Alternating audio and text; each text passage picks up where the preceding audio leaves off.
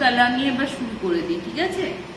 এই ঘটনাটা আমার দাদা, আর প্রথম ঘটনাটা আজকে আমার দাদার জীবনের একটা ঘটনা বলবো, যা কিনা কিছুটা করুণ আছে, কিছুটা মর্মান্তিক ব্যাপার আছে।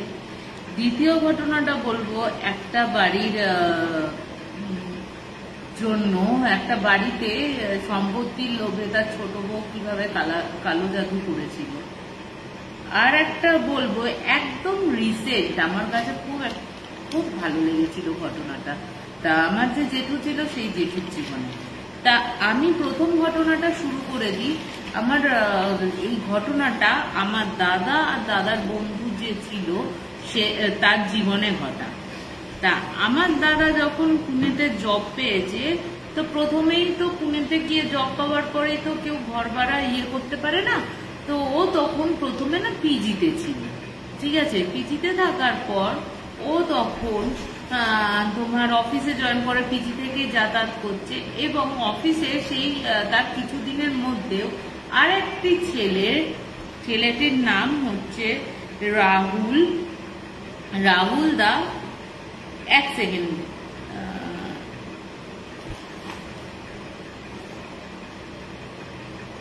নামটা আমি ভুলে যাচ্ছি, রাহুলই বোধহয়,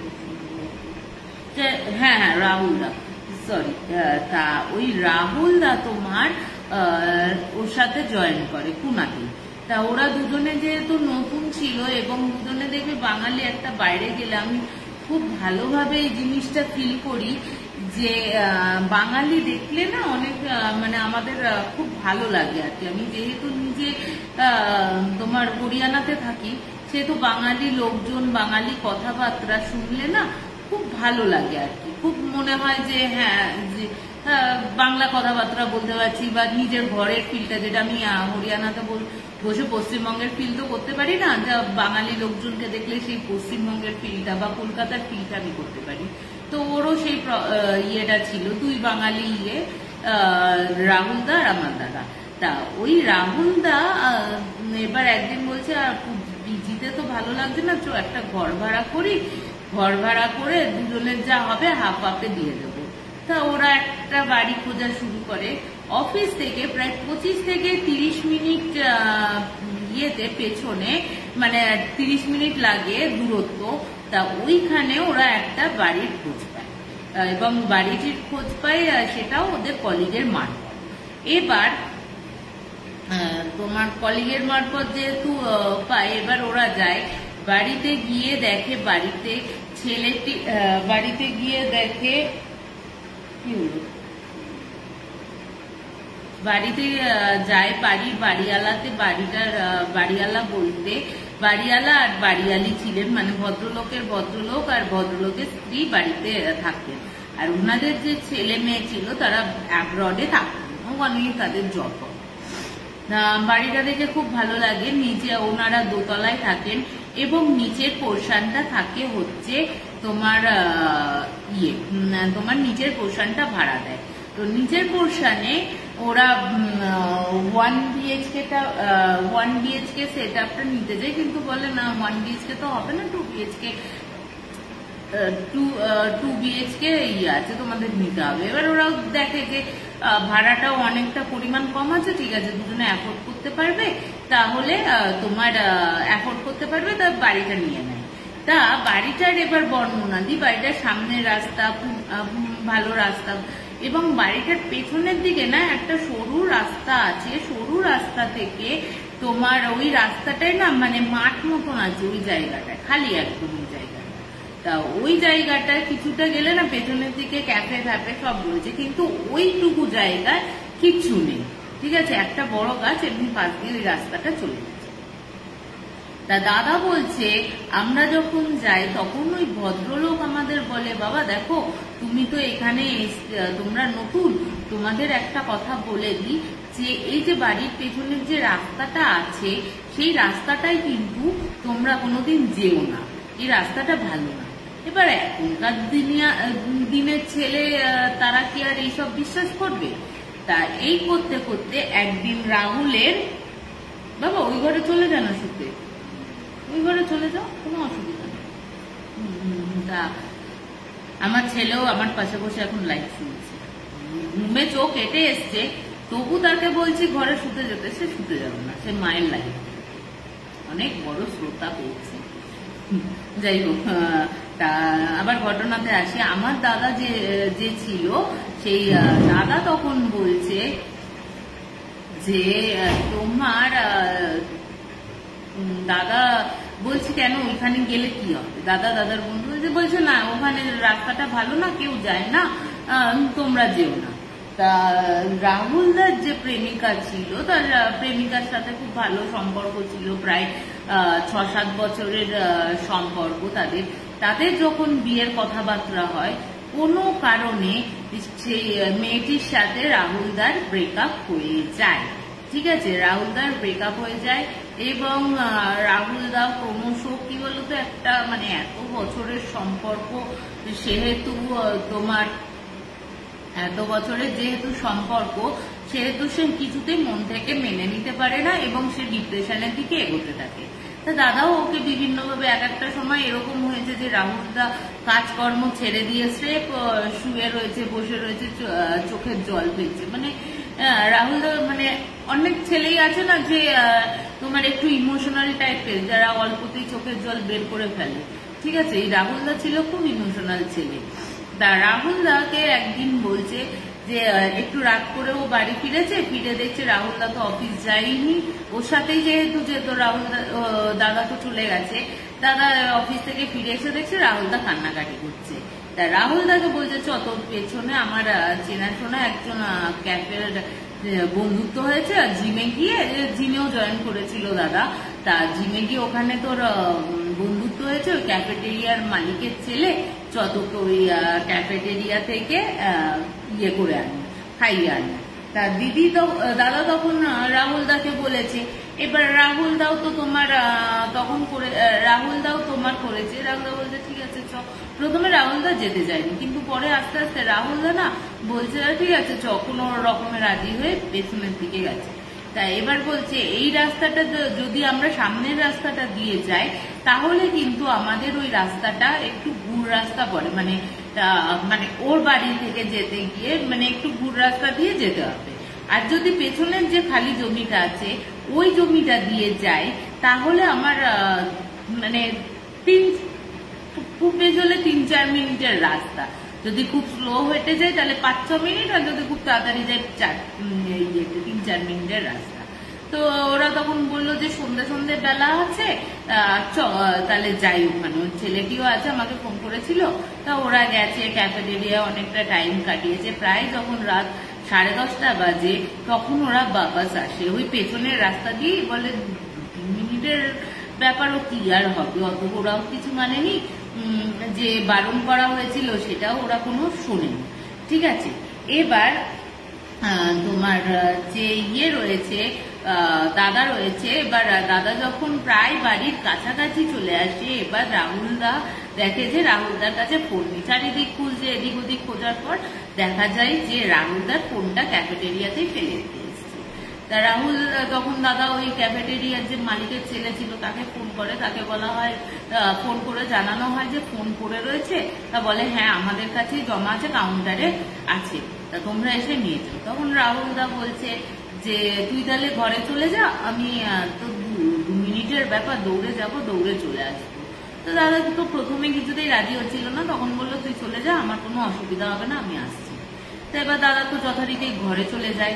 ঘরে গিয়ে ও ফ্রেশ হয়েছে, স্নান করেছে, বেরিয়ে এসে দেখছে দাদা তখনও বেরোয়নি, না মানে রাহুলদা তখনও ফেরেনি বাড়ি। ঠিক আছে, এবার ওর মনে তো সন্দেহ হয় যে দেখো যতই হোক না কেন বন্ধু তার এরকম ব্রেকআপ হয়েছে, যে এতটা ভেঙে পড়েছে, স্বাভাবিকভাবেই না মাথার মধ্যে দেখবে একটা নেগেটিভ চিন্তা ভাবনা চলেই আসে আমাদের। ঠিক আছে, যে যদি কিছু করে বসে বা আমাকে আমাকে পাঠিয়ে দিল, আমাকে পাঠিয়ে দেওয়ার পরও হয়তো যদি কিছু করে বসে, এরকম একটা স্বাভাবিকভাবে একটা মাথায় ভুলভাল চিন্তা এসে যায়। এবার দাদা তো ওকে ফোন করছে, ফোন তুলছে না। এবার যে হোটেলে ফোন, যে ক্যাফেটেরিয়া ছিল সেই ক্যাফেতে ফোন করেছে, ক্যাফেতে ফোন করার পর বলছে হ্যাঁ উনি এসেছিলেন, উনি এসে ফোনটা নিয়ে চলে গেছেন। এবার দাদার মাথায় বলছে বলছে অনেকক্ষণ তো উনি এসছেন, এসে ফোনটা নিয়ে সঙ্গে সঙ্গে চলে যাচ্ছেন, বাড়ি পৌঁছেনি? তখন বলছে না।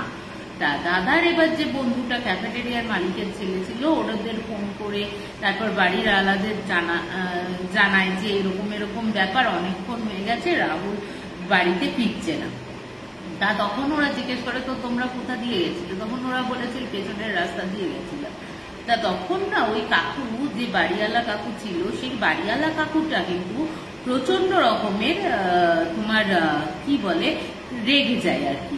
যে রেগে গিয়ে দাদাকে বলে যে তোমাদের আমি এতবার করে বারণ করলাম ওই রাস্তায় যেতে না, তোমরা এত রাত্রির বেলা ওই রাস্তা দিয়ে ফিরছো কিসের জন্য? তোমাদের মানা করলে তোমরা শোনো না, নিশ্চয়ই এমন কোনো ঘটনা ঘটেছে ওই জায়গায়, তার জন্য আমি তোমাকে মানা করেছিলাম, তোমাদের মানা করেছিলাম। তোমরা আজকালকার ছেলেরা বড়দের কথা শুনতে চায় না, এইসব বলে তো তাকে ইয়ে করা হয়। এবার ওই ক্যাফেটেরিয়ার মালিকের ছেলেও এসে পৌঁছায়, দাদা, তারপর বাড়িওয়ালা, তার আশেপাশে যারা রয়েছে তারা সবাই মিলে খোঁজ লাগাতে থাকে। এবার খোঁজ লাগাতে লাগাতে যখন পেছনের রাস্তা দিয়ে যাচ্ছে যে একটা বড় গাছ ছিল, ওই বড় গাছের তলায় গিয়ে দেখা যায় যে দাদা কার সাথে কথা বলছে, মানে রাহুলদা কার সাথে কথা বলছে। এবার ওরা যখন ডাকাডাকি করছে রাহুল রাহুল করে, রাহুলদা কিন্তু যেন মনে হচ্ছে ওর কানে কেউ কথা পৌঁছাচ্ছে না, মানে কারোর কথা পৌঁছাচ্ছে না। যখন ধাক্কা দেয়, ধাক্কা দেওয়ার পর ও তখন একটু সম্বিত ফেরার পর দাদা তখন বলে কি রে, তোকে আমরা এতবার খুঁজছি, ডাকছি, তুই শুনতে পাচ্ছিস না? বলছে তোরা এখানে কি করছিস? ওর তখন মনেই নেই। বলছে তুই এখানে দাঁড়িয়ে বসে কার সাথে গল্প করছিলিস এত রাতে এই গাছপালায় বসে? বলছে না, একটা মেয়ে এসে আমার কাছে হেল্প চাইলো, হেল্প চাওয়ার পর আমি তাকে হেল্প করলাম। কি? তখন দাদা বলছে কি হেল্প চাইলো? বললো আমার যে ফোনটা আছে ওখান থেকে একটা ফোন করতে চাইলো, আমি দিলাম, তারপরে ও বসে বসে কথা বলছিল, আমিও কথা বললাম, তো এত রাত হয়ে গেছে আমিও বুঝতে পারিনি।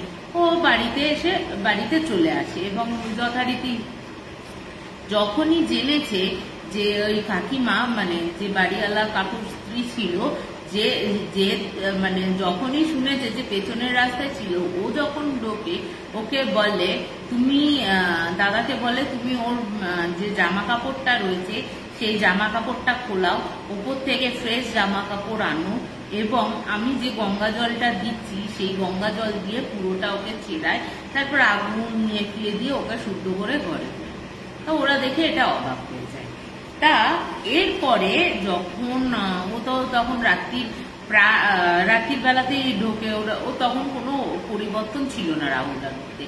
যখন সেই দিনই রাত্রির বেলা, যখন রাত প্রায় 3টে সাড়ে 3টে বাজে, হঠাৎ করে দাদার কোনো একটা অস্বস্তিতে ঘুম ভেঙে যায়, ঠিক আছে? এবং অস্বস্তিটা হওয়ার কারণ হচ্ছে চাপা আওয়াজে কে যেন করছে, ঠিক আছে?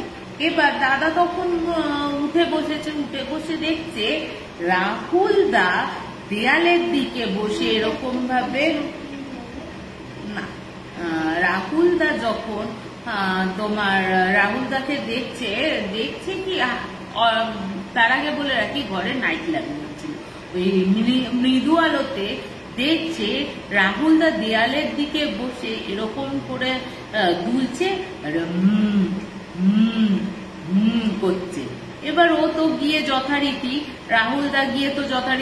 রাহুলদাকে ধাক্কা মারে, যে বলছে কি হয়েছে তোর? ও বলছে আমি তো পেছন দিক থেকে ধাক্কা মেরেছি। ও বলছে এমন ভাবে মুন্ডুটা ঘোরালো স্যাট করে, হ্যাঁ, আর আমার দিকে স্যাট করে ঘুরিয়ে আমার দিকে বলছে আলোটা জ্বাললি কেন? তোকে আমি আলো জ্বালাতে বলেছি? হ্যাঁ, তোকে আমি আলো জ্বালাতে বলেছি, তুই আলো জ্বাললি আর ওই মেয়েটা চলে গেল, আমি কি সুন্দর গল্প করছিলাম।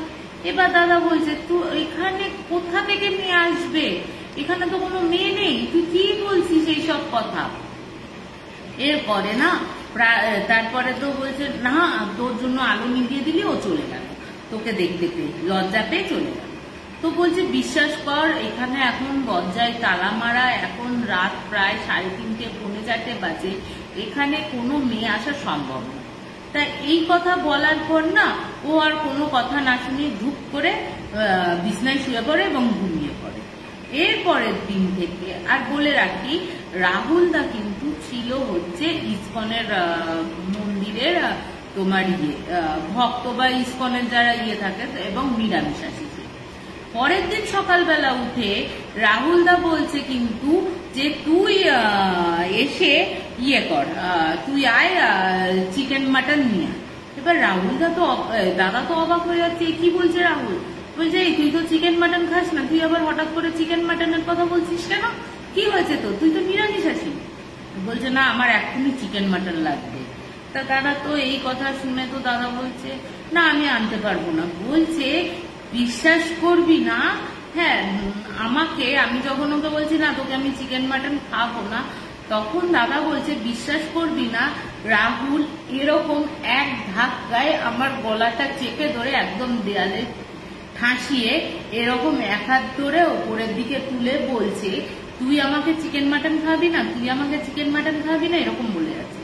ও তখন প্রাণ ভাই বলছে হ্যাঁ ভাই আমি তোকে এনে দিচ্ছি, দাঁড়াও। এবার তো এনে দেয় যথারীতি। বলছে যে আমি ওই চিকেন মাটন যে এনেছি, ও তখন বলছে এইটুকুতে কি হবে, আমার আরো কেজি কেজি লাগবে। বলছে তুই কেজি কেজি চিকেন মাটন খাবি, তোর তো শরীর খারাপ হয়ে যাবে। হ্যাঁ, এই কথা শোনার পর এবং ও তো চিৎকার করতে থাকে যে তুই আমাকে খাওয়াচ্ছিস না, করছিস না। এবার এই চিৎকার চেঁচামেচি শুনে না ওই ওপরের যে কাকু কাকিমা ছিল সেই কাকু কাকিমা চলে আসে।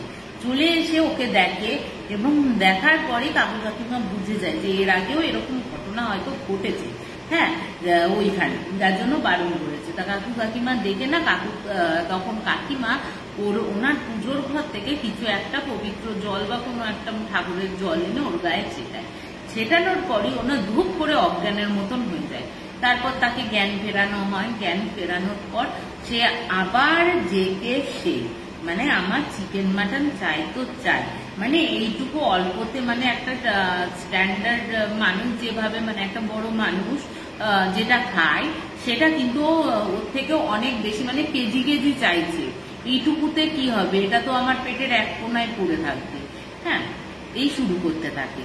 এই করতে করতে এরপরে যখন অবস্থা শোচনীয় হয় তখন না ওকে বলে, তা ও তখন দাদা তখন ওই কাকু বলে, কাকু তো দাদাকে বলে যে তুই একটা কাজ কর, তুমি একটা কাজ করো, ওকে না চিকেন মাটন যা চাইছে এনে দাও, ওকে কিন্তু ভালো লাগছে না, ওকে অন্য কোনো হাওয়া বাতাস লেগে গেছে, যার জন্য তোমাদের আমি বারণ করেছিলাম যে ওইখানে কোনো একজন থাকে যার জন্য এই মানে ছেলেদের এই জিনিসটা হয়।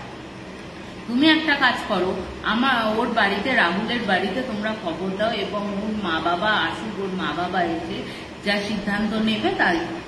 এবার তো যথারীতি ও কিন্তু এই কথাটা যখন ওর মা বাবার যে কথাটা হচ্ছে এবং যে পুজো আশ্রার কথা বলছে, তখন কিন্তু ওই দোতলার ঘরে কথা হচ্ছে। ওর কিন্তু জানার কথাই ছিল না যে ও এইগুলো কি করে জানলো। ও যখন নেবে এসছে, দাদা যখন নেবে এসছে, রাহুল দা বলছে তুই আমার মা বাবাকে খবর দিবি, তুই আমার ওর কাছ থেকে কেড়ে নিতে চাস, কেড়ে তো আমি নিতে দেবো না, এরকম বলছে। তো বলছে দাদা তখন বলছে যে কাকে কেড়ে নেব, কেন কেড়ে নেব, তুই যদি কাউকে ভালোই বেঁচে থাকিস তাহলে তুই আমাদের দেখা, বা তোর মা বাবার সাথে মা বাবাকে দেখা, মা বাবার সাথে কথা বল, তোরা একসাথে থাক, এটাই আমরা চাই। না, ও বলেছে আমার মা বাবা যদি আসে তাহলে ও আর আসবে না। বলছে তাহলে এই কেমন ভালোবাসা যে মা বাবা আসলে, তোর মা বাবা আসলে দেখা করতে চাইলে বা বিয়ের কথা বললে ও আসবে না? বলে না, আমি কিছু জানি না, আমি চাই না ও আসে। এরপর থেকে যেদিন ওই যে ঘটনাটা ঘটেছিল, ওই গাছতলায় বসে গল্প করছিল, সেই দিন থেকে 2 দিন কেটে গেছে। 2 দিনে রাহুল দা চিকেন মাটন তো খেয়েছে, প্লাস তোমার অফিস যাওয়া বন্ধ করে দিয়েছে এবং সারাক্ষণ ওদের যে 2 BHK ছিল এবং ওরা কিন্তু একটা রুমেই শুতো, ঠিক আছে, দাদা রাহুলরা কিন্তু একটা রুমেই শুতো, ওই ঘরটা খুব একটা ইউজ করতো না। ওই ঘরের নিজেকে পুরো বন্ধ করে দেয়, একদিন পুরো বন্ধ করে দেয়, মানে সে দরজা ধাক্কা দিয়ে কোনোভাবেই খোলা যায় না। তা দাদা তখন বলে ঠিক আছে ভাই, তোর বাপ মাকে আমি খবর দিচ্ছি না, কিন্তু যথারীতি তো দাদা তো আর ফোন করেনি, ওপরের কাকু কাকিমাকে নাম্বার দেওয়া হয়েছিল, কাকু কাকিমারাই ফোন করে জানায় এবং পরের দিন সকালে ওরা কিন্তু ফ্লাইট ধরে চলে আসে। বাড়িতে আসার পর রাহুলদাকে রাহুলদা তো ওই দরজায় ছিটকিনি দিয়ে বসেছিল, হ্যাঁ, এবং রাত্রির বেলা হলে শুধু ওই চিকেন মাটন খেত, আবার দরজাটা দিয়ে দিত, ঠিক আছে। দাদার সাথে আর কোনো সম্পর্ক ছিল না রাহুলদার। তা ওর যখন বাপমা এসে যখন দরজায় ঠক ঠক করছে, ইয়ে করছে, ভেতর থেকে কিন্তু কোনো সাড়া পাওয়া যায় না। এবং ওই যে ঘরটা ছিল, ওই ঘরের জানলাটা কিন্তু এই বাইরের দিকটা ছিল, ঠিক আছে, নিচের দিকে একটা সাইড, মানে নিচের 1 BHK তো 1 BHK ইয়েতে ছিল। তা ওই ঘরটার জানলাটাও কিন্তু রাহুলদা বন্ধ করে দেয়, মানে পুরো প্যাকটা নিজেকে বন্ধ করে দেয়। এবং রাহুলদা যখন এসে দরজা ধাক্কাতে, রাহুলদার মা বাবা এসে দরজা ধাক্কাচ্ছে, ওপরের কাকু কাকিমা এসে দরজা ধাক্কাচ্ছে, দাদা বলছে তোর জন্য চিকেন মাটন এনেছি, বের হ, কিন্তু তার কিন্তু কোনো সাড়া পাওয়া যায় না। ভেতর থেকে যেমন লক থাকে তেমনই লক। এবার যখন অনেকক্ষণ হয়ে যায়, আশেপাশের লোকজনও জমা হয়ে যায়, তখন কিন্তু তোমার পুলিশে খবর দেওয়া হয়। পুলিশে খবর দেওয়ার পর পুলিশ এসে দরজা ভেঙে দেখে রাহুলদা কিন্তু মৃত অবস্থায় পড়ে রয়েছে এবং কি ঘাড়ের কাছে দুটো, ঠিক মনে হচ্ছে সাপের কাটলে যেমন দুটো ফোঁটা ফোঁটা, ওই দুটো ফোঁটা থাকে, তার থেকে একটু বড় বড় দুটো ফুটো হয়ে রয়েছে ঘাড়ের কাছে, ঠিক আছে, আর কিচ্ছু নেই। পরে পোস্টমর্টমে যায় বডি পোস্টমর্টমে গিয়ে দেখা যায় শরীরে বিন্দু মাত্র কোনো রক্ত নেই, পুরো রক্ত শূন্য। তাছাড়া আর কিন্তু কোনো প্রবলেম নেই, পুরো রক্ত শূন্য। একটা মানুষের শরীরে অত লিটার রক্ত কোথায় চলে গেল, এই একটা বিষয়। এরপরে তো যথারীতি রাহুলদার মা বাবাও বডি নিয়ে কলকাতায় ব্যাক করে এবং ওখানেই তার সমস্ত ক্রিয়াকার্য শেষ করা হয়। এরপরে দাদাও বাড়ি আসে রাহুলদার মৃত্যুর পর বাড়ি আসার পর বেশ কিছুদিন থাকার পর আবার তো তাকে কর্মস্থানে যেতেই হবে, ঠিক আছে। এইবার দাদা কিন্তু ওই বাড়িতে ফিরে আসে। তার আগে বলে রাখি, ওই বাড়িটাতেও কিন্তু ওই ওপরের কাকিমা কাকু কিন্তু পুজো আশ্রা করে বাড়িটাকে শুদ্ধিকরণ করে রাখা হয়েছিল। দাদা ইয়ে করার পর দাদাকেও কিন্তু বলা হয়েছিল যে তোমাদের ঘরে পুজো আশ্রা করা হবে, তো দাদার কোনো আপত্তি ছিল না। রাহুলদার যেসব জিনিসপত্র ছিল ওরা ইয়ে করে, ওর মা বাবা নিয়ে চলে আসে। এবার দাদা তো এবার একা, তো ওই ভাড়া বাড়িতে যায় এবং বাড়ি ভাড়া গিয়ে না দাদা বলছে আমি যখন প্রথম ঢুকি না খুব আমার মনটা খারাপ হতে থাকে, যেহেতু রাহুল আর আমি একসাথে ছিলাম, হঠাৎ করে রাহুল আর আমি ছিলাম এত দিন, প্রায় 1-2 বছর ছিলাম ওই বাড়িতে, মানে নিজেকে না খুব একটা মানে একাকিত্ব লাগা শুরু হতে থাকে। হয়তো আমি যাচ্ছি, ইয়ে করছি, অফিস গেলাম, বাড়ি যাওয়ার 1 সপ্তাহের মধ্যে আমি কিন্তু অফিস গেছি, কোনো প্রবলেম হয়নি। একটু খারাপ লাগতো যে রাহুলের এই মৃত্যুটা কিভাবে ছিল, কেনই বা সে মরে গেল হঠাৎ করে, কিসের এই দুটো দাগ, সব চিন্তা করতে করতে দাদা একদিন শুয়েছে, ঠিক আছে, একদিন অফিস থেকে এসে খাওয়া দাওয়া করেছে, খাওয়া দাওয়া করার পর শোয়ার পর এইসব ফোন ঘাটতে ঘাটতে তখন এইসব কথাগুলো ভাবছে যে কি এমন ছিল, কে ছিল ওই মেয়েটা, এইসব করতে করতে তখনও কিন্তু দাদা কিন্তু লাইট ফাইট কিচ্ছু নেবায়নি, অতও কিন্তু রাত হয়নি, ঠিক আছে। হঠাৎ করে দাদা আনকেনি একটা ফিল হচ্ছে, মনে হচ্ছে ঘরের মধ্যে কেউ আছে। দাদা যখন ঘাড় ঘুরিয়ে দেখছে, একদম দরজার সামনে তোমার রাহুলদা দাঁড়িয়ে রয়েছে, করুণ হাসিতে বলছে তুই এই যে জিনিসটা করলি, আমার মা বাবাকে ডেকে এনে, এটা কিন্তু ভালো করলি না, আমি চাইনি যে তোর জন্য হয়তো মেয়েটিকে আমার হারাতে হয়েছে। ও তখন বলছে, এবার ওরও না অতটা মানে দেখবে হঠাৎ করে কোনো আত্মা সামনে, তোমার রক্ত মাংসের মানুষ যখন দাঁড়িয়ে থাকে, তোমার প্রথমেই কিন্তু মনে হয় না যে সেই মানুষটা নেই, হ্যাঁ, সে দাদারও সেইভাবে মাথায় ছিল না যে মানুষটা আর নেই। এরপরে রাহুলদার সাথে কথা বলতে থাকে। রাহুলদা বলে, না তুই যেটা করেছিস সেটা ভালো করিসনি, তোর জন্যই আমাকে চলে যেতে হলো, ইয়ে করতে হলো, এই তোর জন্য চলে যেতে হলো। এইটা দাদার সাথে প্রত্যেকদিন রাত্রিরে ঘটা শুরু করে, যেন কানের কাছে কেউ বলে যে তোর জন্য আমার মৃত্যু হয়েছে, তোর জন্য আমাকে ওকে হারাতে হচ্ছে, তুই যদি মা বাবাকে না ডাকতিস তাহলে কিন্তু এই জিনিসটা হতো না।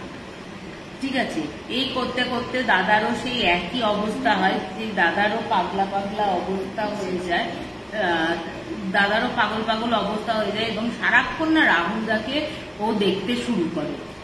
যখন দেখছে দাদারও এই অবস্থা, ওই ওপরের কাকু কাকিমা কিন্তু আর কোনো রিস্ক নেয়নি, বাড়িতে আমার জেঠু জেঠিমাকেও কিন্তু কোনো জানায়নি। না জানানোর ফলে তোমার কি করে যে ওরা দাদাকে নিয়ে ওদের কাছে পিঠের যে পণ্ডিত আছে সেই পণ্ডিতজির কাছে নিয়ে যায়। নিয়ে গিয়ে তখন পণ্ডিতজি বলে, একে তো একটা ছায়ায় সারাক্ষণ ঘুরে বেড়াচ্ছে এর সাথে। তখনও বলছে, হ্যাঁ আমি রাহুলকে দেখতে পাই, এরকম মারা গেছে। তখন বলছে যে তোর রাহুলকে, ও কিন্তু মরেনি, ঠিক আছে, ও কিন্তু নিজে থেকে আত্মহত্যা বা সুইসাইড কিছুই করেনি, ওকে ওই যে গাছটা ছিল ওই গাছে একটা প্রেত বাস করত, প্রেতিনী বা বলতে পারো রক্তচোষা ভূত পেতনি বাস করত। ওই রক্তচোষা পেতনিটা ওই রক্ত চুষে চুষে ওর নিজের আয়ুটাকে বাড়াতো, মানুষের রক্ত চুষে ওই নিজের আয়ুটাকে বাড়াতো। এবার রাহুলদাও যেহেতু ওই বিষয়টা জানতো না পুরোভাবে, রাহুলদা ওর খপ্পরে পড়ে যায়। রাহুলদাকে ছলে বলে কৌশলে ভালোবেসে রাহুলদাকেও তোমার ইয়ে করতে থাকে, মানে ওর ফাঁদে ফেলে, এবং রাহুলদাকে ফাঁদে ফেলার পরই তাকে নিয়ে চলে যায়। এরপর এই যে বলছে না যে তুমি ওকে মেরে ফেলেছো, না, তুমি ওই যে মা বাবাকে ডেকে এনেছো, এবং মা বাবার সাথেও, ওর মা বাবার সাথেও যেহেতু এই ঘটনাটা শুনেছে, এবং কাকিমাও এই ঘটনাটা ওর মা বাবাকে জেনেছে, হয়তো ওর মা বাবা কোনো প্রোটেকশন নিয়ে ওর কাছে আসছিল, যাতে ওর সাময়িকভাবে কিছু হেল্প হয় এবং ওকে ওখান থেকে নিয়ে কলকাতায় নিয়ে যেতে পারে। এই জিনিসটা ওই প্রেতিনী বা বলো ওই রক্তচোষা পেতনিটা তোমার জানতে পারে, এবং তার ফলে ওকে কিন্তু মেরে ফেলে। তারপরে ওকে ঝাড়িয়ে দেওয়া হয়, দাদাকে ঝাড়িয়ে দেওয়া হয় আরো ভালোভাবে, দাদাকে একটা প্রোটেকশন দেওয়া হয়। প্রোটেকশন দেওয়ার পর দাদা কিন্তু ওই যে সারাক্ষণ রাহুলদাকে দেখতো, তা কিন্তু আর দেখতে পায় না। ওই বাড়িতে বহু বছর ছিল, তারপরে আর কিন্তু কোনো প্রবলেম হয়নি। এই সারাক্ষণ বলতো, আমি যেখানে যাচ্ছি সেখানে রাহুলকে দেখতে পাচ্ছি, মানে পিছে পিছে ও একটাই কথা বলছে, একটাই ইয়ে করছে যে আমি তোমার তুই আমার জন্য মানে তোর জন্য আমাকে মরে যেতে হচ্ছে, তুই যদি মা বাবাকে না ডাকিস তাহলে আমাকে আজ আমি বেঁচে থাকতাম। তাই এই সারাক্ষণ একই কথা বলে দিত। তা দাদা বলছে এই একটা অস্বাভাবিক ঘটনা। যখন আমি প্রথম রাহুলকে দেখলাম, একদম রক্ত মাংসে গড়া একটা রাহুল দাঁড়িয়ে আছে আমার সামনে। আমার প্রথমে মাথায় খেয়ালই করেনি ও যে মরে গেছে, ওর কাজকর্ম আমরা নিজেরা করে এসেছি, সেইগুলো আমার মাথায় মনে ছিল না। তা দাদাকে ওই বলছে, যখন আমি দেখতাম না রাহুল এইসব কথা বলতো, আমার খাওয়া দাওয়া সমস্ত কিছু উড়ে গেছিল, যে সারাক্ষণ শুধু কানের কাছে একটাই কথা, তোর জন্য মরে গেছি, তুই যদি মা বাবাকে না আনতিস আমি আজ বেঁচে থাকতাম। তাই এই হচ্ছে আমার এক দাদার কাহিনী, যার জীবনে রাহুল মানে একটা করুণ পরিণতি ঘটেছে, এবং রাহুলদাকেও আর বাঁচানো সম্ভব হয়নি। তা বলে না যে বড়রা যেটা বারণ করে একটু ছোটদের বা যে এই জেনারেশনকে একটু মানা উচিত, তারা নিশ্চয়ই ভালোর জন্যই বলেছিল যে ওই দিকটা যেও না তোমরা, যা হয় বেড়ে পাকামো করতে গিয়ে নিজের জীবনটা একটু দিয়ে বসলো, এবং দাদার জীবনটাও প্রায় যেতে বসেছিল। তো যখন বড়রা বলে যে কিছু বারণ করছে বা এখানে যেও না বা ওখানে যেও না, এখানে বিপদ হতে পারে, তখন প্লিজ একটু শোনা উচিত আমার মনে হয়। তা এই হচ্ছে আমার দাদার ঘটনা। তা একটু কেমন লাগলো আমাকে একটু জানিও এই প্রথম ঘটনাটা। তা আমি এবার দ্বিতীয় ঘটনাটা শুরু করি, ঠিক আছে? বস, এখানে বস, তুই এখানে দাঁড়িয়ে থাকবি সারাক্ষণ। তা এবার হচ্ছে আমি দ্বিতীয় ঘটনাটায় যাই। এই দ্বিতীয় ঘটনাটা হচ্ছে আমাকে জিনিয়া রয়েছে, আমার এক ছোট বোনটাই, ছোট বোন আর কি, বোনের মতো, সেই ছোট বোনের বাড়ির ঘটনা এটা। জিনিয়ার বাড়িতে থাকতো জিনিয়ার ঠাকুমা, জিনিয়ার বাবা মা, আর জিনিয়ার দুই কাকা, সরি জিনিয়ার জেঠু, জিনিয়ার কাকা। জিনিয়ার জেঠুর কোনো সন্তান ছিল না। জিনিয়ার বাবা যেহেতু মেজো, তার মেজো ছেলের জিনিয়ার সন্তান, এবং ছোট যে ছেলে ছিল, মানে ছোট ভাই ছিল, সেই ছোট ভাইয়ের একটাই ছেলে ছিল। তা পুরো বাড়িতে এই কজন মানুষ। তা বিশাল ওদের জমি জায়গা, তোমার সম্পত্তি, ভালো বিজনেস ছিল ওদের, তিনজনেরই অবস্থা খুব ভালো। তা হঠাৎ করে যখন বলে রাখি, জিনিয়া যখন তখন কলেজে পড়ছে, আর জিনিয়ার যে ভাই ছিল কাকার ছেলে, সে তখন ক্লাস 12-এ পড়ছে। এবার একদিন ওর ঠাকুমা হচ্ছে, বলে রাখি ওর ঠাকুমা প্রায় তোমার 80 বছরের ওপর এবং প্রচন্ড অসুস্থ। কেউ যদি ধরে না নিয়ে যায়, ওই কাকা কিন্তু, মানে কেউ যদি ধরে না নিয়ে যায়, ঠাম্মা কিন্তু চলাফেরা করতে পারে না। ঠিক আছে, ওনাকে ধরে ধরেই বসানো হয়, ধরে ধরেই ইয়ে করা হয়, বা যা কিছু ধরে ধরেই করানো হয়। এবার একদিন ভোরবেলা ওর কাকুর ছেলে কোনো কারণে, এবার সরি বর্ণনাটা বলে রাখি, বাড়িটা হচ্ছে 3 তলা। ঠিক আছে, এই জেঠুর সাথে কিন্তু ওই ঠাকুমা থাকতো, জেঠুরা একটা ঘরে থাকতো, ঠাকুমা আর একটা ঘরে থাকতো। ঠিক আছে, এবং 3 ভাই একসাথে থাকতো, মানে আলাদা আলাদা থাকলেও ওদের কিন্তু রান্না বান্না এক জায়গাতেই হতো।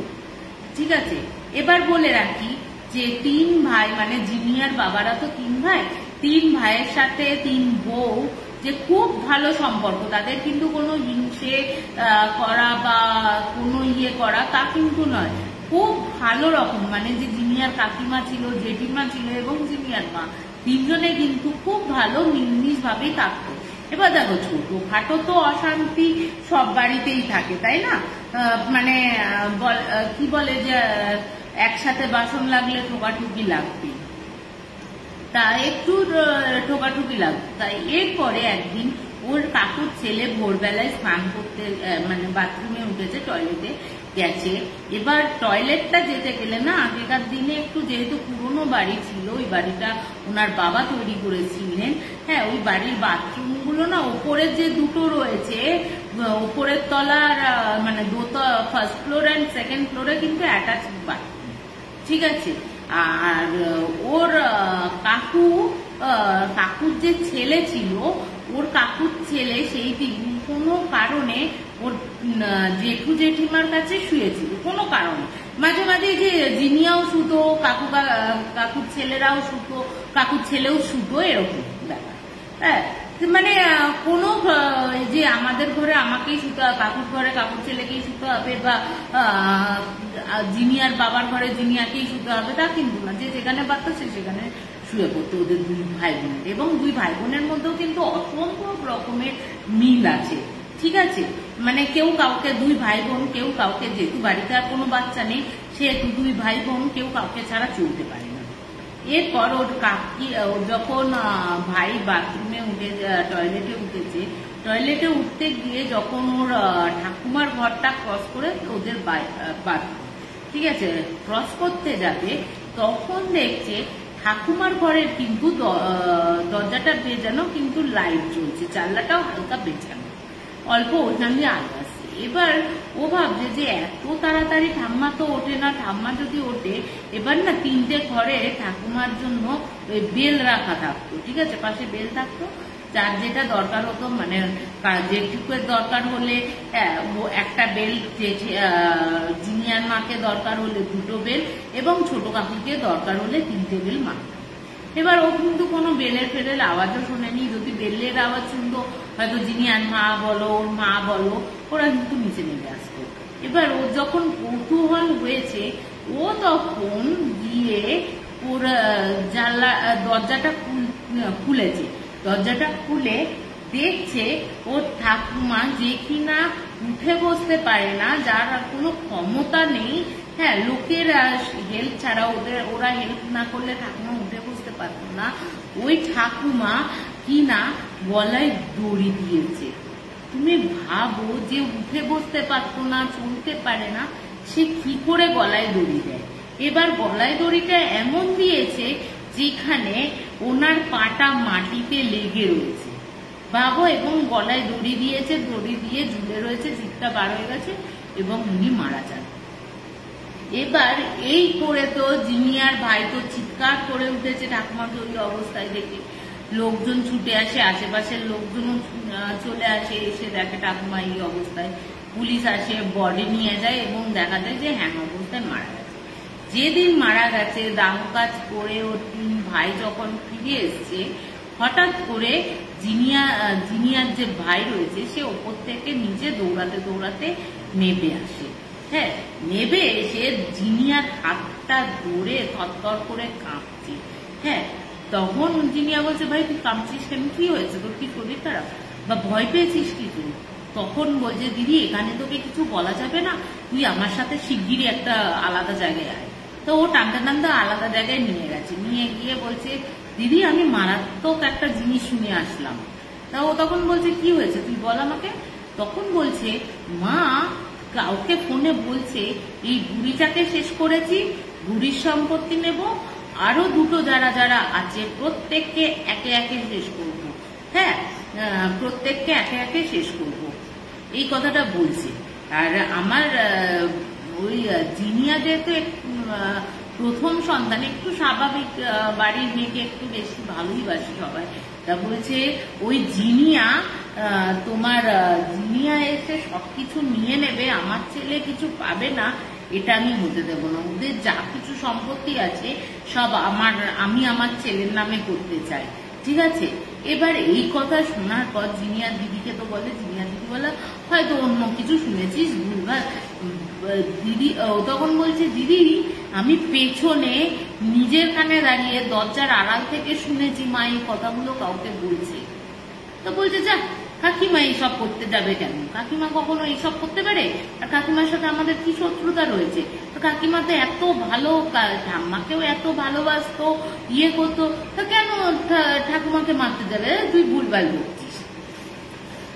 এবার তোমার বলছে, ও পাত্তা দেয়নি, জিনিয়া পাত্তা দেয়নি। যখন দিদার ঠাকুমার কাজকর্ম হয়ে গেছে, শ্রাদ্ধ হয়ে যাওয়ার ঠিক 2 দিন বাদে হঠাৎ করে ওর জেঠু প্রচন্ড অসুস্থ হয়ে পড়ে। কিরকম অসুস্থ, যে প্রচন্ড মাথা ব্যথা শুরু করে, এবং যেন এত মাথা ব্যথা হচ্ছে ওর, যেন মনে হচ্ছে মাথা থেকে গিলুগুলো ছিটকে বেরিয়ে যাবে, ঠিক আছে। চোখ মুখ লাল হয়ে যাচ্ছে এবং দেখা যাচ্ছে পায়ের দিক থেকে ওপর দিকটা আস্তে আস্তে, হ্যাঁ, কালো হতে শুরু করেছে। মানে আগে নিচের থেকে ওপরের দিকে উঠছে, কালো হতে শুরু করেছে। প্রথমে পাগুলো কালো হচ্ছে। এবার ভাবো, তার মাথা ফেটে যাচ্ছে, ইয়ে হচ্ছে, তার শরীরটা কিভাবে কালো হতে পারে? এরপর যখন 2 দিন হয়, জেঠুকে ওষুধ দেওয়া হয়, ডাক্তারের কাছে নিয়ে যাওয়া হয়, এমনকি হসপিটালেও তাকে অ্যাডমিট করা হয়। হসপিটালে সঙ্গে সঙ্গে নিয়ে যাওয়া হয়েছে, নিয়ে গিয়ে অ্যাডমিট করা হলো, ইঞ্জেকশন পুশ করা হলো, কিন্তু জেঠু কিন্তু আর বাঁচল না, ঠিক আছে। জেঠু কিন্তু আর বাঁচল না, জেঠু কিন্তু মারা গেল। এবং বলছে যে জেঠু যখন মারা যায় না, বিশ্বাস করবে না, আমার জেঠু হচ্ছে, আমরা কখনো কালো মানে ফর্সা, আমরা ধপধপে ফর্সা নাই। আমি জিনিয়াকেও দেখেছি প্রচন্ড ফর্সা। বলছে ওই ফর্সা মানুষ পুরো কাঠ কয়লার মতন, একদিনের মধ্যে পুরো কাঠ কয়লার মতন হয়ে গেছে। মনে হচ্ছে কেউ যেন কাঠ কয়লাতে তাকে মানে কালি মাখিয়েছে, কাঠ কয়লার কালি মাখালে যেমন হয়, পুরো বডি কালো হয়ে গেছে। এই দেখে তো তোমার ওরা বাড়ি ছেড়ে দেয়, এবং না সরি, এই অবস্থা দেখার পর কিন্তু হসপিটালওয়ালারা কিন্তু করে দেয়, ঠিক আছে। তোমার পুলিশকে ইনফর্ম করে, পুলিশ আসে, কিন্তু পুলিশ এসে পোস্টমর্টম করা হয়, কিন্তু তাতে কিন্তু কোনো কিছু ধরা পড়ে না। কেন কালো হয়ে যাচ্ছে তারও কিন্তু উত্তর ওই পিএম রিপোর্টে ছিল না। এরপর জেঠুর কাজকর্ম হলো। জেঠুর কাজকর্ম হওয়ার পর প্রায় 1 মাসের মাথায় ওর বাবাও কিন্তু, জিনিয়ার বাবাও কিন্তু ঠিক সেম প্রসেসে অসুস্থ হতে শুরু করে। ঠিক আছে, ওরা আর যেহেতু জেঠুর এই অবস্থা দেখেছিল, ওরা আর কোনো দেরি করে না। দেরি না করে কিন্তু তোমার ইয়ে করে, হসপিটালে নিয়ে যায়। হসপিটালে গিয়েও একই কথা বলে যে আগেও এরকম হয়েছে, 1 মাস আগে এরকম হয়েছে, আবার এরকম হয়েছে, প্লিজ আমার বাবাকে বাঁচান, জিনিয়ারা বলতে থাকে। হ্যাঁ, এরপর জিনিয়া যখন এই কথাটা বলছে তখন জিনিয়ার ভাই বলছে, দেখলি তো দিদি, আমি তোকে বারণ করেছিলাম, তুই কেন তাও শুনলি না বলতো, কেন করলি এই কথাটা? তুই সবাইকে বলে দিতে পারতিস, এই কারণে কেউ আমার মা মেরে ফেলছে, তুই কেন করলি না? বলছে, হ্যাঁ এরকম ভাবে কাউকে অ্যালিগেশন দেওয়া যায় না যে মেরে ফেলছে, তুই তোর কথাই বা কেন বিশ্বাস করবে? তোর কাছে কোনো প্রমাণ আছে যে আমরা যদি পুলিশের কাছে গিয়ে বলিও যে তোর মানে কাকিমা মেরে ফেলেছে, তা এটা কি করে হবে? তোর কাছে কোনো এভিডেন্স আছে? এভিডেন্স তো নেই, পুলিশ তাহলে বিশ্বাস করবে কি করে? এবং যে দেখলি তোর জেঠুর যে পোস্টমর্টম রিপোর্ট এলো, তাতেও কোনো অস্বাভাবিক কিছু ছিল না যে তোর মা বলছে না আমার মা এমন কিছু একটা করেছে যার জন্য এই অবস্থা। জেঠু দুই জেঠুরই, ছোট জেঠু বড় জেঠুর দুই অবস্থা। এই করতে করতে প্রায় 5 দিন ভুগে জিনিয়ার বাবাও কিন্তু মারা যায়। একইভাবে তার বডিও কিন্তু কালো হয়ে যায় এবং ওরা স্বেচ্ছায় পুলিশকে জানায়, জানিয়ে পোস্টমর্টম রিপোর্টও করা হয়, পোস্টমর্টমে দেয়া হয় বডি, কিন্তু তাতেও কোনো উত্তর পাওয়া যায়নি যে কেন বডিটা এরকম কালো হয়ে গেছে। ঠিক আছে, কেন বডিটা এরকম কালো হয়ে যাচ্ছে তার কিন্তু কোনো উত্তর পাওয়া যায় না। এরপরে ও তখন বলছে, ও তখন দেখছে যে কাকুর ছেলে দেখছে যে দিদি তো কিছু বিশ্বাস করছে না, আমাকে কিছু কিছু এভিডেন্স জোগাড় করতে হবে। ঠিক আছে, কি এভিডেন্স জোগাড় করবে? ও তখন মায়ের সাথে থাকা শুরু করে। মা এবার কার সাথে কথা বলছে, মায়ের মানে একটু তককে তককে থাকছে। এরপরে ও আবার একদিন শুনতে পায়, তাকে বলছে হ্যাঁ 2টোকে শেষ করেছি আর 3টেকে শেষ করেছি, মা 2 ছেলেকে শেষ করেছি, এখন 2 বউ আর জিনিয়া বাকি রয়েছে, এই 2টোকে মারলেই পুরো সম্পত্তিটা আমার ছেলের হয়ে যাবে। এই কথা শোনার পর ওর নিজেকে না কন্ট্রোল করতে পেরে তখন ওর ছুটে জেঠিমাকে এসে 2 জেঠিমাকে এসে জানায় যে জেঠিমা আমার মা কিন্তু এই কথা বলছে, আমি পেছন থেকে শুনেছি। আচ্ছা তোমরা বলো তো, এই 2 বড় জেঠু আর ছোট জেঠু যখন মারা যায় তার আগে কি কিছু খেয়েছিল? ওরা তখন বলে হ্যাঁ খেয়েছিল। ঠিক আছে, ওরা তখন বলে হ্যাঁ তোর মাই তো খাবার দিয়ে গেছিল। বলছে আমি নিশ্চিন্ত ওই খাবারের মধ্যেই এমন কিছু ছিল, বলছে যদি কিছু মিশিয়ে থাকে, তখন ওর মা ওরা যে জেঠিমারা বলছে যদি কিছু মিশিয়ে থাকে তাহলে তো পোস্টমর্টম রিপোর্টে ধরা পড়তো, তা তো কিছু নেই। বলছে না আমার মা তন্ত্রমন্ত্র করছে গো, তোমরা বিশ্বাস করছো না, তোমরা আমাকে বিশ্বাস করো। এরপর থেকে তোমরা যে মা যদি কিছু খাবার দেয় না যে মা তোমরা কিন্তু কেউ খেও না, দিদি তুইও কিন্তু খাস না, আমি চাই না তোদের কোনো ক্ষতি হোক। হ্যাঁ তোরা বিশ্বাস কর, আমি কিন্তু এই কথাটা বারবার শুনছি। হ্যাঁ আমি কিন্তু মায়ের ওপর খেয়াল রাখছি এবং মা কিন্তু বারবার এই কথাটা কিন্তু ঠাম্মা মারা যাওয়াতেও বলেছে এবং 2 জেঠু মারা যাওয়ার পরও কিন্তু ফোন করে কাউকে বলেছে। এরপর গেল, এরপরে একদিন ওর বাবা যখন কাজ হয়ে যায়, মন মেজাজও ভালো না, তা ওরা একদিন বেরিয়েছে, 2 ভাই বোনে বেরিয়েছে। ঠিক আছে, 2 ভাই বোনে বেরিয়ে ওরা যখন গঙ্গার ঘাটের দিকে যাচ্ছে, বাবুঘাটের দিকে, বাবুঘাটে গিয়ে বসবে আর কি, তা ওইখানে হঠাৎ করে লাল আলখাল্লা পরা একটা লোক কোথা থেকে আবির্ভূত হয়। ঠিক আছে, মানে ওরা কিন্তু আশেপাশে যে হঠাৎ করেই যেন ওদের সামনে এসে উপস্থিত হয়। উপস্থিত হওয়ার পর ওই সাদা লোকটি বলছে যে তোর দাঁড়াও একটুখানি শুনি, হ্যাঁ ওই তোর সরি তোমার ওই আলখাল্লা পরা যে লোকটা আছে, ওই আলখাল্লা পরা লোকটা এসে বলে তোদের তো সামনে, তোর তো সামনে মানে জিনিয়াকে এসে বলে তোর তো সামনে মরণ আসন্ন, হ্যাঁ তো তুইও বাঁচবি না, তোর মা জেঠিমাও বাঁচবে না। এবার ওরা খুব অবাক হয়ে যায়। এবার ওরা ভাবছে যে কি করে হচ্ছে, এই কথাগুলো কি করে বলছে। বলছে কিরে তোর বাড়িতে তো তোর ঠাকুমা, তোর জেঠু, তোর বাবারও মৃত্যু হয়েছে, হ্যাঁ তোর ওর মৃত্যুর পেছনে এই ছেলেটির মা দায়ী, তুই চ আমাকে নিয়ে চ, এই মৃত্যুলীলা এই বাড়িতে থামাতেই হবে, না হলে বড় অঘটন হয়ে যাবে। এবার ওরা তো ভয়ও পাচ্ছে যে কি হলো ব্যাপার, এটা কি আদৌ সত্যি, কিন্তু ও যা যা কথা বলেছে ওই আলখাল্লা করা লোকটি বা সাধুটির কিন্তু জানার কথাই না যে ওদের বাড়িতে কি কি ঘটছে। এবং ও কিন্তু থরলি বলে যাচ্ছে যে তোর বাবার পুরো, তোর বাবা জেঠুর গা এরকম হয়েছে, তোর ঠাকুমা গলায় দড়ি দিয়েছে এরকম। এবার ওর তখন উনি এসে বলেন এবং উনি বলে যে শিগগিরই তুই আমাকে তোদের বাড়িতে নিয়ে চ, না হলে বড় অনর্থ হয়ে যাবে এবং আজ রাতের মধ্যে তোদের তিনজনের মধ্যে কারুর না কারুর মৃত্যু ঘটবে। এবার ওরা তো দুজন নিয়ে যায়। এবার বাড়িতে যখন ঢোকে তখন দেখছে যে ওর কাকিমা কিন্তু বাড়িতে নেই, কাকিমা কোথাও গেছে। এবার ওকে তখন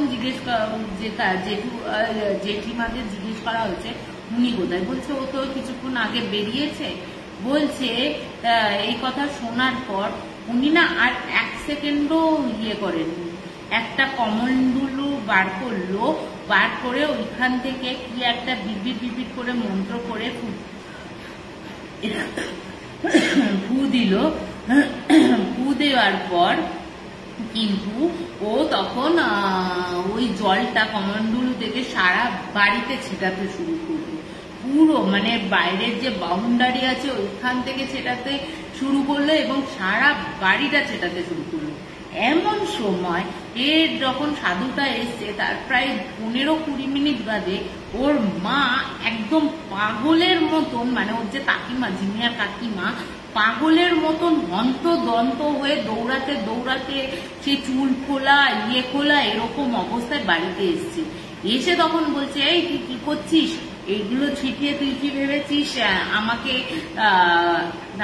এইগুলো থেকে বাঁচাতে পারবি? তখন কিন্তু ওই সাধুটি কিছু বলেনি, হ্যাঁ বলছে তুই এই কাজটি করলি কেন?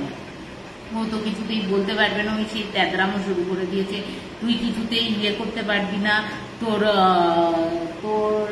এটা বাঁচাতে পারবি না, তুই ভণ্ড। বলছে কে ভণ্ড না ভণ্ড, এই বাড়িতে মৃত্যুলীলা কেন হচ্ছে, তুই যে মৃত্যুলীলা চালাচ্ছিস সেটা আমরা ভালো করেই বুঝতে পারছি, তোর যাতে আর কোনো ক্ষতি করতে না পারে সেই নিরীহ মানুষগুলোর ওপর, তার জন্যই এই ব্যবস্থা। তুই এবার বল যে তুই কি করতে চাস। হ্যাঁ এবার তো ও কিছুতেই বলবে না, বলে ও তখন কি করলো না, ওর কানে কানে কি একটা বললো, বলার পর যে ওই যে কাকিমার যে ছটফটানিটা ছিল না, ওই ছটফটানিটা কিন্তু একদম শান্ত হয়ে যায়, একদম শান্ত হয়ে যায়, কোনো ছটফটানি থাকে না। ওই যে উসরিং মানে বাজে বাজে ভাষায় বলছে ইয়ে হচ্ছে, ও তখন থম মেরে দাঁড়িয়ে যায়। দাঁড়িয়ে গিয়ে বলে কিরে তোকে জানতে চাইলাম তো কেন কি করছিস, এরকম মৃত্যুলীলা কেন চালাচ্ছিস এই নিরীহ মানুষগুলোর ওপর। ও তখন বলতে থাকে যে আমার স্বামী রোজগার করলেও খুব একটা ভালো তো রোজগার করে না, যে রোজগারটা আমার ভাসুররা করতো, তো বড় ভাসুর একটু জিনিয়ার প্রতি টানটা বেশি ছিল, আমার ছেলের প্রতি টানটা ছিলই না। আমার ছেলে যাতে ভালো করে দাঁড়াতে পারে এবং ওই পুরো সম্পত্তিটা যদি আমার ছেলের নামে বা আমাদের নামে করতে পারি, তাহলে ছেলে কেন, ছেলের আরো 2 পুরুষ বসে খেতে পারবে, এই কথা বলেছে। এবার ও তখন জিজ্ঞেস করে তুই যার কাছে বলেছিস তার নামটা শুধু বল। এবার উনি কিন্তু শান্তভাবে, প্রথমে যে অস্থিরতাটা ছিল উনি কিন্তু শান্তভাবেই ওনার নামটা বলে। এবার ওনার যে নামটা বলে ওই আলখাল্লা পড়া লোকটা বলে যা ভৈরব তাকে দেখে নিয়ে আয়, হ্যাঁ তাকে দেখে নে, তার শাস্তি তুই দিয়ে আয়। হ্যাঁ, তাকে বললো, জানে না কে ভৈরব, কিসের ভৈরব, কেন ভৈরব, কেউ কিন্তু কিছু জানে না। ঠিক আছে, এবার উনি তো এই কথাটা বলে দেয়।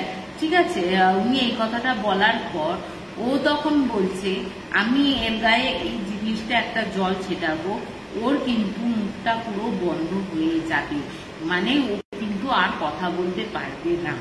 এবার ওরা বলছে, মানেটা কি, ও আর কথা বলতে পারবে না মানে ও কি আর কথা কোনোদিনও বোবা হয়ে যাবে পুরোপুরি? বলছে না, ও বোবা হবে না, আমার ভৈরবের যখন কাজ হয়ে যাবে, ওই যে বদমাস সাধু আছে বা তান্ত্রিক আছে, যে তান্ত্রিকের কাছে গিয়ে ওই তিনখানা মৃত্যুলীলা ঘটিয়েছিল সে এবং আপনাদেরও ক্ষতি করার চেষ্টা করেছিল, সেই তান্ত্রিকের যতক্ষণ না ভৈরব শাস্তি দেবে ততক্ষণ কিন্তু ওর মুখ বন্ধ থাকবে। এবার ও বলছে, কেন, তাতে কি হবে? বলছে, এই যে আমি ওকে দিলাম, এই যে ওর কানের কাছে কিছু একটা বললাম, তোমরা দেখতে পেলে, এই জিনিসটা ওর সাময়িক, এটা ঠিক আছে, এটা তোমরা বলতে পারো সম্মোহিত করা, যেটা আমরা হিপনোটাইজ করি সেটা আমি ওর ইয়েতে করলাম।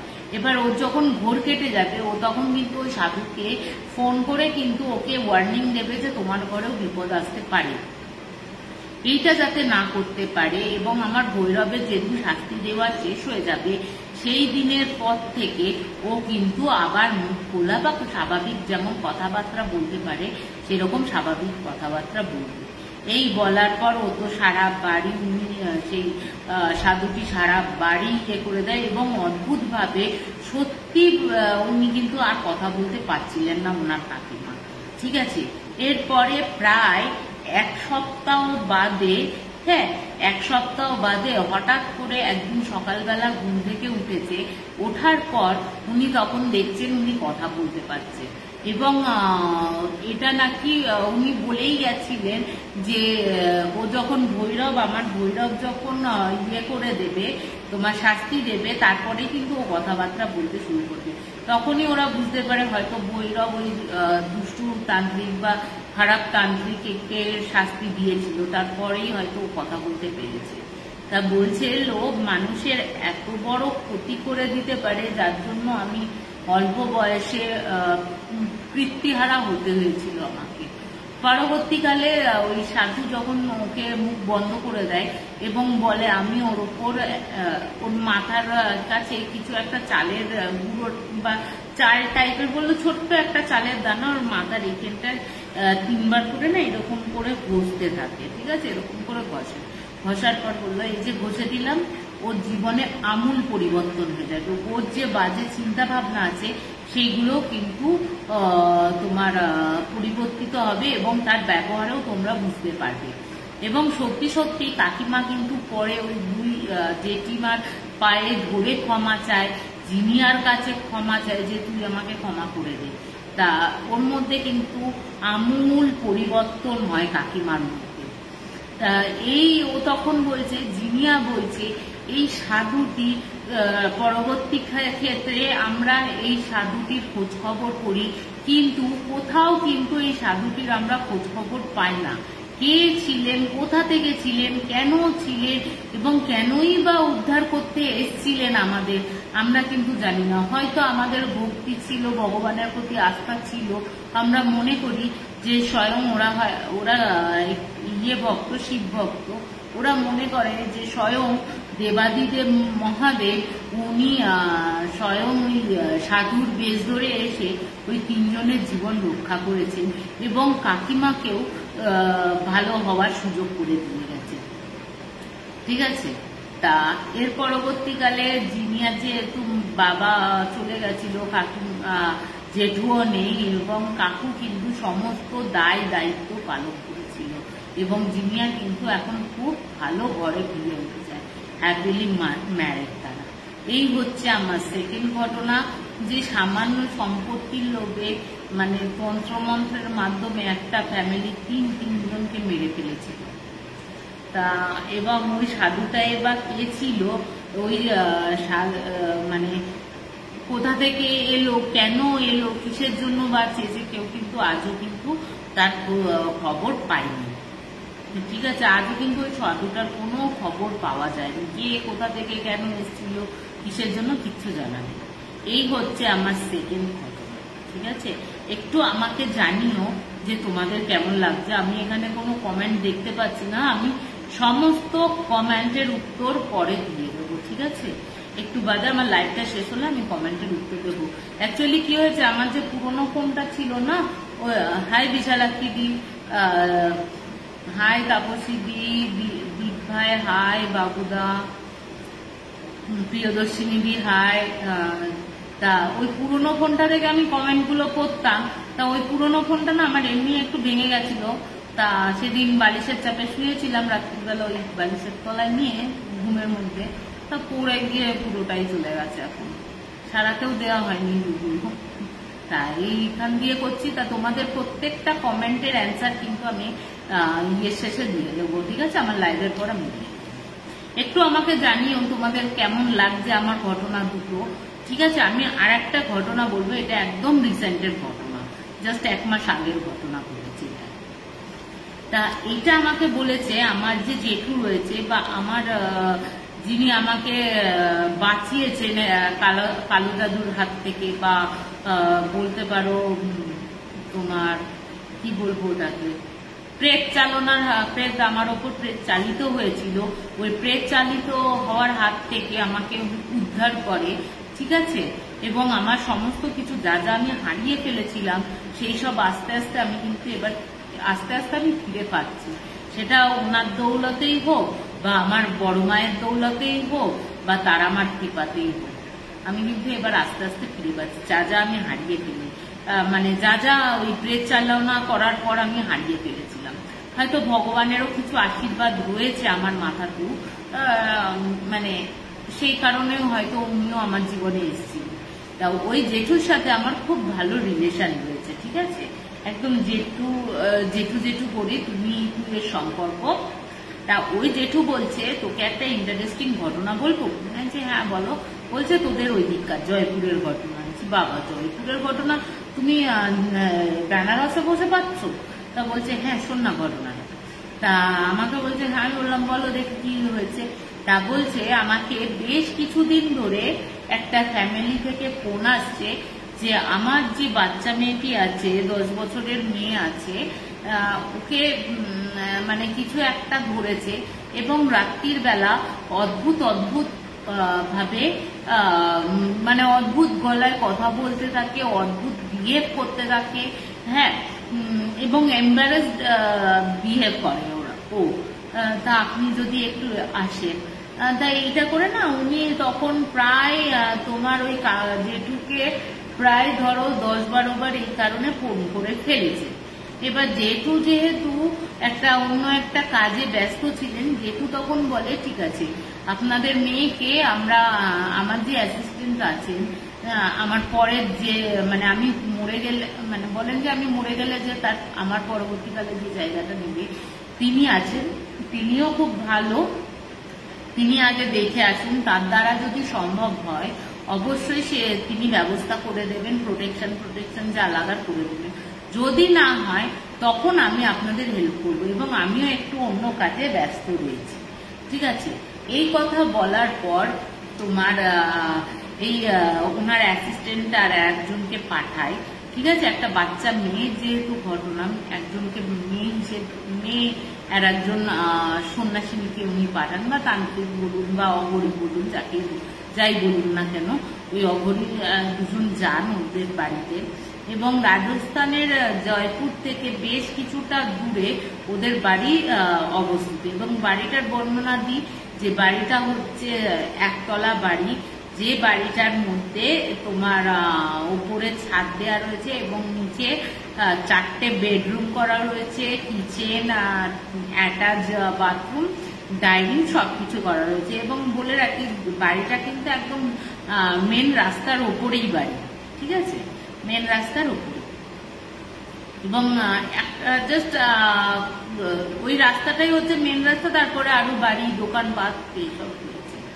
তা এই বাড়িটায় এবার ওরা যখন যায়, প্রথমে যখন বাচ্চা মেয়েটিকে দেখে, ওই 10 বছরের ছেলে, বলে রাখি ভদ্রলোকের বাড়িতে ভদ্রলোকের স্ত্রী, তার 10 বছরের মেয়ে এবং 15 বছরের ছেলে থাকে, ঠিক আছে।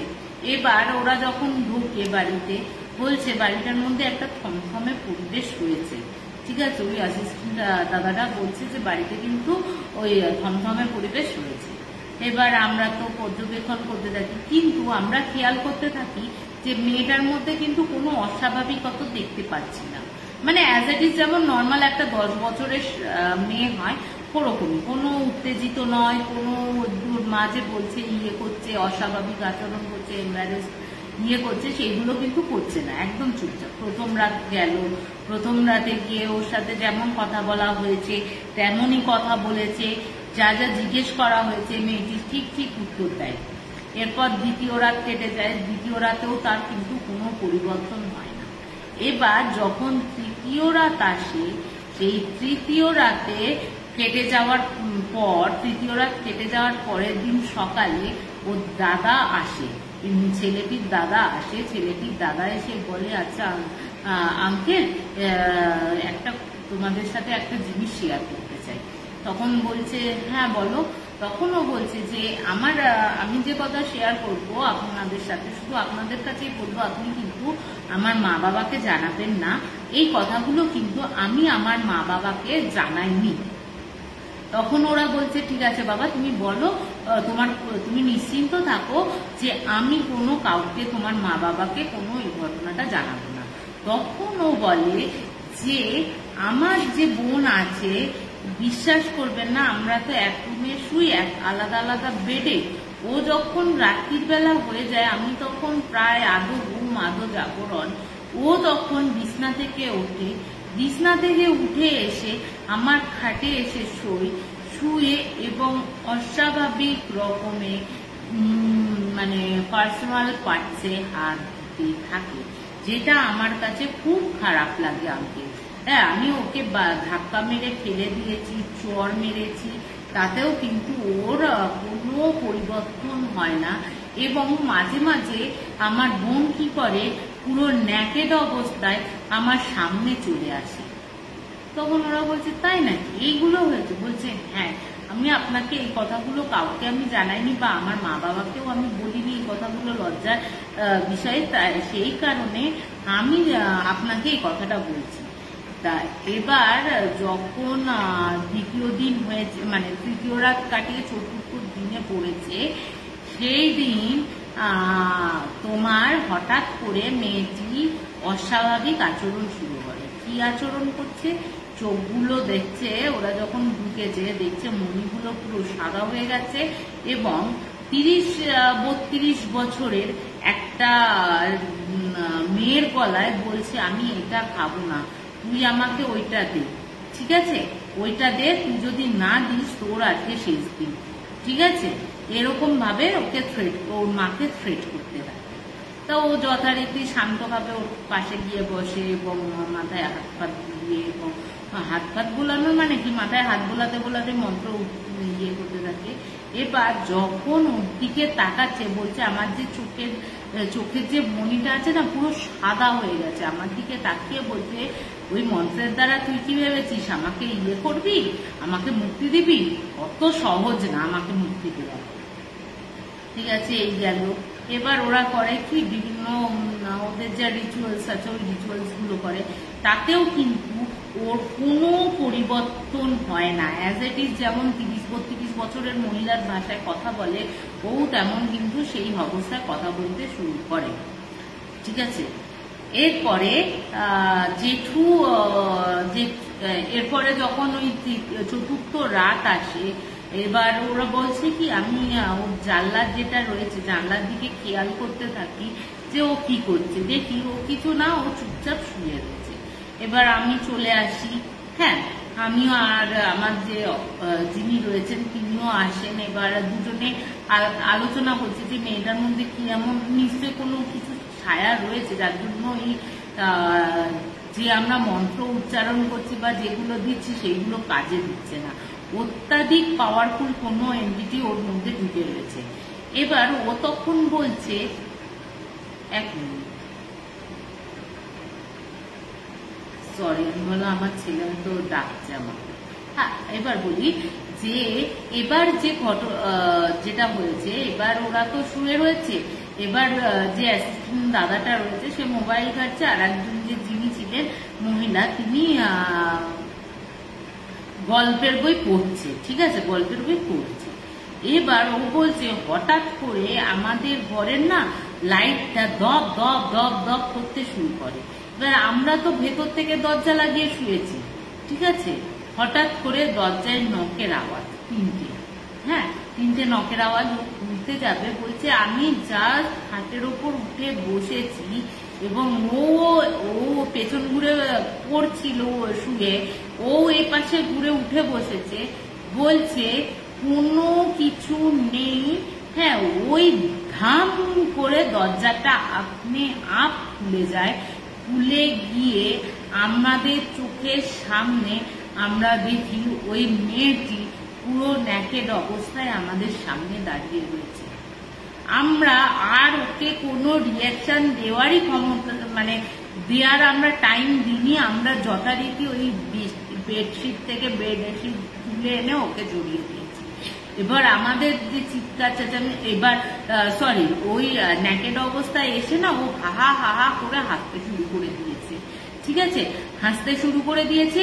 ওই হাসি শুনে ওরা যখন কাপড় ফাপড় দিয়ে জড়িয়ে ধরে রেখেছে মেয়েটি, ওই অবনী যিনি মেয়ে ছিলেন এবং যে অ্যাসিস্ট্যান্ট দাদা ছিলেন তারা ইয়ে করছে, বলছে বিশ্বাস করবে না ওর গায়ে তখন এত জোর, ও পুরো ছিটকে ছিটকে আমাদের ফেলে দিচ্ছে, মানে ও পুরো ন্যাকেড অবস্থায় দাঁড়িয়ে থাকবে, ঠিক আছে। এরপরে ওর চিৎকার মানে আমাদের চিৎকার শুনে আমরা তো দুজনে ওকে দুদিক থেকে জাপটে ধরে রয়েছি। হ্যাঁ, ওর মা বাবা দাদা সব ছুটে আসে, ছুটে এসে দেখে এই অবস্থা। মা তো হাউ হাউ করে কাঁদতে থাকে। তখন ওরা বলে তো আপনারা চিন্তা করবেন না, হ্যাঁ ও যা করেছে ও তো আমাদেরই মেয়ে, আপনারা ভাববেন আপনাদের মেয়ে, কিন্তু আমরা সবসময় মনে করি বাচ্চা নিজেদের আমাদেরই সন্তান, ও তো আমার ছোট মেয়ের মতো, কোনো অসুবিধা নেই, একটা ছোট অবুঝ মেয়ে যা করেছে ও সেটাই করেছে, ঠিক আছে। তো আমরা কোনো কিছু, আপনারা নিশ্চিন্ত থাকুন, এই ব্যাপারটা অন্য কোথাও কেউ জানতে পারবে না যদি না আপনারা চান, ঠিক আছে। আমি এরপরে ওকে তো জড়িয়ে নিয়ে গিয়ে শোয়ানো হয় মেয়েটিকে শোয়ানোর পর ও ঘুমিয়ে যায়। তারপরে জেঠুর সাথে কথা হয়, জেঠু তখন সঙ্গে সঙ্গে বলে তোরা বেনারসে নিয়ে চলে যায়। ওকে তো জানানো হয় না। পরের দিন গাড়ি করে জয়পুর থেকে বেনারসে নিয়ে আসা হয় ওকে। ওরা যখন বেনারসে কিনারাম বাবার আশ্রমে ঘুরতে যাচ্ছে তখন কিন্তু হ্যাঁ মেয়েটি বলছে দাঁড়া দাঁড়া, তোদের আজকে সব স্বরূপ খুলে দেবো, তোদের আজকে সব স্বরূপ খুলে দেবো। হ্যাঁ, দাঁত কিরমির করছে আর বলছে তোদের আজকে সব কিছু খুলে দেবো, তোরা কি ভেবেছিস আমাকে নিয়ে গিয়ে আমাকে ইয়ে করবি, দাঁড়া তোদের আমি কি ব্যবস্থা করি সেটা তুই দেখ।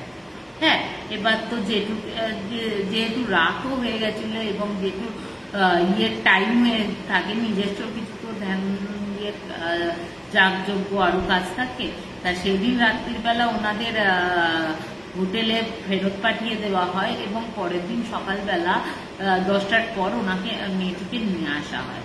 মেয়েটি আসে, ঠিক আছে। মেয়েটি আসার পর জেঠু বলছে আমি একটা আসনে ওকে ঘিরে বসিয়ে দিই। হ্যাঁ, বসানোর পর ওকে কিন্তু কিচ্ছু বলতে হয়নি, আমাকে জাস্ট মানে কোনো এফর্টই দিতে হয়নি, ঠিক আছে। জাস্ট আসনে বসানো হয়েছে। ওই আসনে বসানোর পর ওই মেয়েটি নিজেই বলতে থাকে এই যে এই লোকটি রয়েছে, মানে ওর বাবার দিকে তাকিয়ে বলছে এই যে লোকটি রয়েছে, এই বদমাস লোকটি আর এই বউটির জন্য আজ আমার জীবনটা শেষ হয়ে গেছে। তখন বলছে তোর জীবন এরা কি করে শেষ করবে, তুই কে? তখন বলছে আমি হচ্ছে এই যে এই দুটো বদমাস মেয়ে ছেলে দুটো বসে রয়েছে আপনার সামনে খুব ভালো সেজে ওর মেয়েকে ইয়ে করার জন্য, এই বদমাস ছেলে এই লোকটির বোন আমি। এবার তখন বলছে বোন? বলছে হ্যাঁ আমি বোন। এই লোক আর বউটির জন্য আজ আমাকে নিজেকে শেষ করে দিতে হয়েছে বলে খুব কাঁদছে। তখন ও জেঠু বলছে কেন তুই কাঁদিস না, তুই শুধু বল মা কি হয়েছে। তখন বলছে একদিন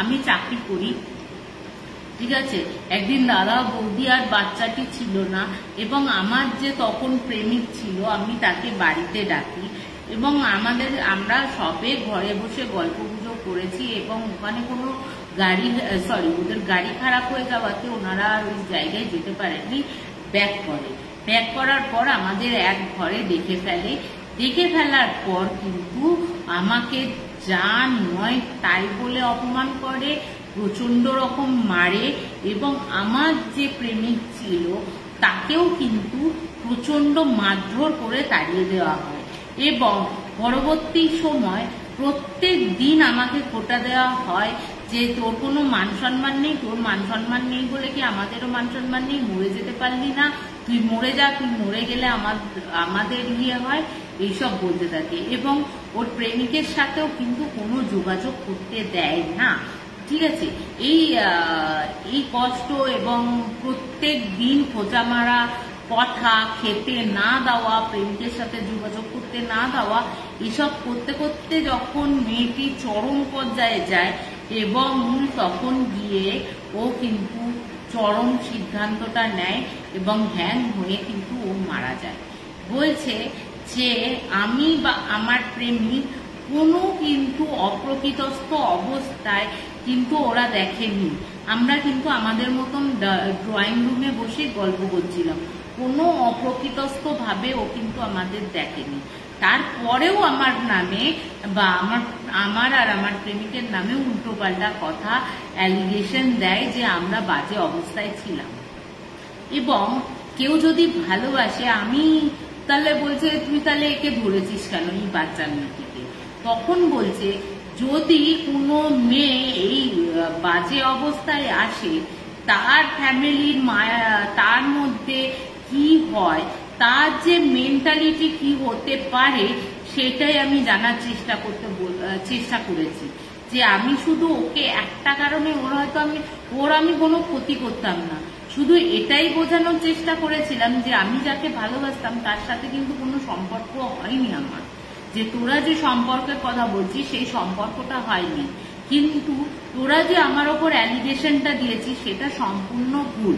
এই অ্যালিগেশনটা দেওয়া হচ্ছে যে এই অ্যালিগেশনটা তুই যে আমাকে দিলি, তোর মেয়ের সাথেও যদি এই অ্যালিগেশনটা ঘটতো বা তোর মেয়ের সাথেও যদি এই একই ঘটনা ঘটতো তাহলে তুই কি তাকে মরে যেতে বলতিস না।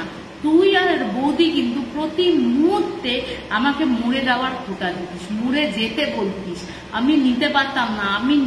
আমার যেহেতু আমার মা বাবা ছোটবেলায় মারা যায়, তোদেরই আমি আঁকড়ে ধরে বড় হয়েছি, তোদেরকেই আমি মা বাবা জেনেছি।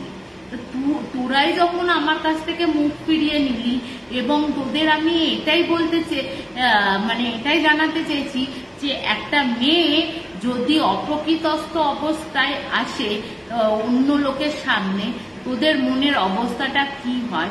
তোরা তো তখন একে মরে যেতে বলছিস না, বা তাহলে আমার বেলাতে কেন মরে যেতে বলবি, আমাকে কেন মেরে মন থেকে মানসিক দিক দিয়ে আমাকে মেরে ফেললি, তার জন্যই তো তোকে করেছি। এই প্রতিশোধটা নেওয়ার জন্যই আমি কিন্তু তোদের মেয়েকে ধরেছিলাম। দেখ কেমন লাগে যে একটা মেয়ে যদি অপ্রকৃতস্থ ভাব করে তার মা বাবার মধ্যে কি হয়, তার মা বাবার নিশ্চয়ই তাকে ফেলে দেবে না। এই কারণেই কিন্তু আমি মেয়েটিকে ধরেছি। তখন ছেলেটি জেঠু বলে তুই তাহলে এবার মুক্তি দে মা, তোর মুক্তির ব্যবস্থা করি। তখন বলে হ্যাঁ আমি মুক্তি দেব, এবং বলে মুক্তি দেওয়ার আগে আমি চাই এই লোক আর এই লোকটির বউ আমার কাছে ক্ষমা চায়। এবং সেই সময় তাকে ক্ষমা চাওয়া হয় এবং বলে যে না আমরাই খুব ভুল ছিলাম, আমরা সমাজে থাকতে থাকতে তোর করে ফেলেছি, তোর ওপর অত্যাধিক অত্যাচার করে ফেলেছিলাম, আমাকে বোন ক্ষমা করে দিস, আমার মেয়েকে তুই ছেড়ে দে। ও তখন বলছে দেখ দাদা, তোর মেয়ে আজ তোর মেয়ের এরকম হয়েছে বলে তুই আমার কাছে ক্ষমা চাইছিস, কিন্তু সেই দিনও যদি তুই একটু আমার কথা শুনতিস আজ হয়তো আমার নিজের একটা সংসার থাকতো, তোর মতো হয়তো ফুটফুটে কন্যা বা পুত্র সন্তানের আমি জননী হতে পারতাম। স্রেফ তোদের এই জন্য, এই কারণের জন্য আমার জীবনটা আজ শেষ হয়ে যেতে হয়েছে। তারপরে যেটু তোমার কিছু করে রিচুয়ালস করে, রিচুয়ালস করার পর ওই মেয়েটিকে মুক্তি দেওয়া হয়, এবং মুক্তি দেওয়ার পর কিন্তু আজও 1 মাস হয়ে গেল, আজ আর কিন্তু কোনো উল্টোপাল্টা খবর মানে বা মেয়েটি উল্টোপাল্টা কাজ করছে বা হাফ করছে এরকম কোনো খবর আসেনি। তাই এই হচ্ছে আমার তৃতীয় ঘটনা। এই ঘটনাটাও বেশ অদ্ভুত লেগেছিল যে সত্যিই তো একটা কিছু জানে না, শুনলো না, মেয়েটিকে একটা ছেলের সাথে ধরেছে বলে সে বাজে কাজে লিপ্ত থাকবে, এটাও কিন্তু কোনো মানে নেই। ঠিক আছে, সবার কথাটা, সেও যেহেতু একটা চাকরিজীবী মেয়ে, সেই তাকেই বা কেন টানা দেওয়া হতো, মানে তাকেই বা খোটা দেওয়া কেন হতো, উল্টোপাল্টা কেন বা ইয়ে করলো। যখন নিজের মেয়ের সাথে ঘটলো তখন তারা রিয়েলাইজ করলো না, ওরা যা ছিল ভুল ছিল। তা এই হচ্ছে আমার সেকেন্ড ঘটনা। তা একটু আমাকে থার্ড ঘটনা, সরি, একটু আমাকে বলো আজ কেমন লাগলো লাইভটা। ঠিক আছে, একটু কমেন্ট করো, আমি একটু বাদে তোমাদের কমেন্টের উত্তর দেবো। একটু আমাকে জানিও প্লিজ কেমন লেগেছে এই 3টে ঘটনা। ঠিক আছে, আজকে এখানে আমি লাইভটা শেষ করছি, আবার হয়তো পরের শনিবার তোমাদের সাথে দেখা হবে। ঠিক আছে, গুড নাইট, শুভরাত্রি, প্রত্যেকে ভালো থেকো, আর প্লিজ আমাকে জানিও কেমন লেগেছে ঘটনাটি। ধন্যবাদ, গুড নাইট, শুভরাত্রি, by. Please subscribe to our channel Hana Tales. Comment, share, like, and don't forget to hit the notification bell for more videos.